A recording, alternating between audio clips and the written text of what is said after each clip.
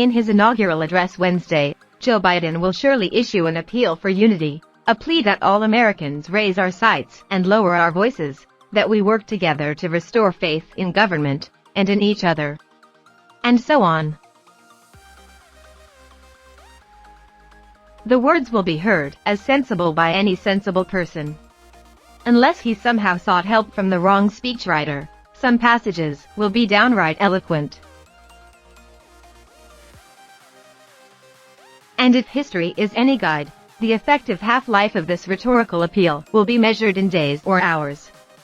It is not that exhortations for unity fall on deaf ears, it is that they fall on desensitized minds, even among people who say they want unity and may actually believe it.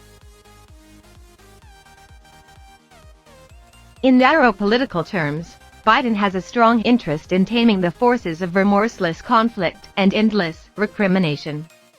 His policy agenda depends on reviving a functional political center. In broad historical terms, everyone else has an interest, too. The country's long-term vitality depends on it.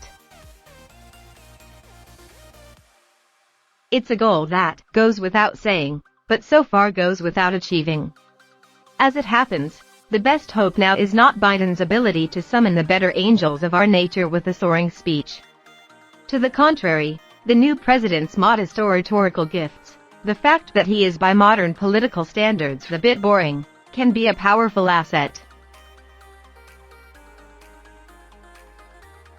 More than 3 decades of experience shows us what does not work in unifying Americans: inspirational words.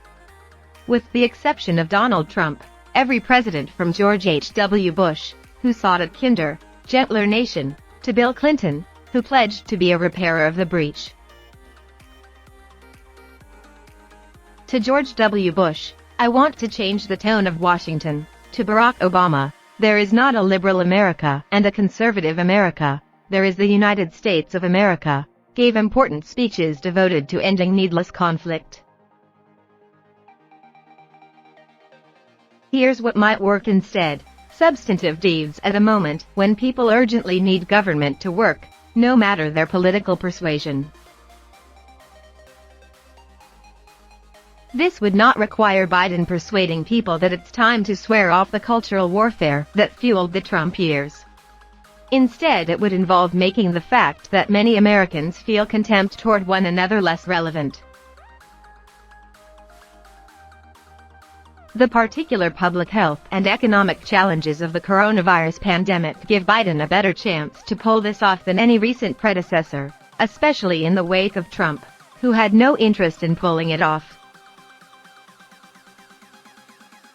Many anti-government conservatives who watch Sean Hannity have something in common with many government-loving liberals who watch Rachel Maddow. Both want to be jabbed in the shoulder with a needle. Neither has an interest in continuing the clumsy early vaccine distribution that has marked the final weeks of the Trump administration. Neither wants recession. Neither wants kids going to school on computer screens in their bedrooms. So both share an interest, even if limited and temporary, in seeing government become more functional.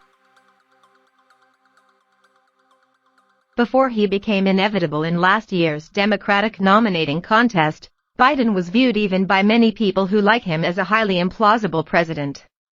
This was because of all the things he is not. He's not especially articulate. He is not an electric personal presence. He is not someone who naturally expresses his ideas by framing them as part of a bold historic argument about where the country is now and where it needs to go in the future. Here is something else Biden is not: someone whose worldview was shaped in important ways by time at an elite university campus and the cultural debates that thrive in that setting. He is the first president since Ronald Reagan for whom this is true.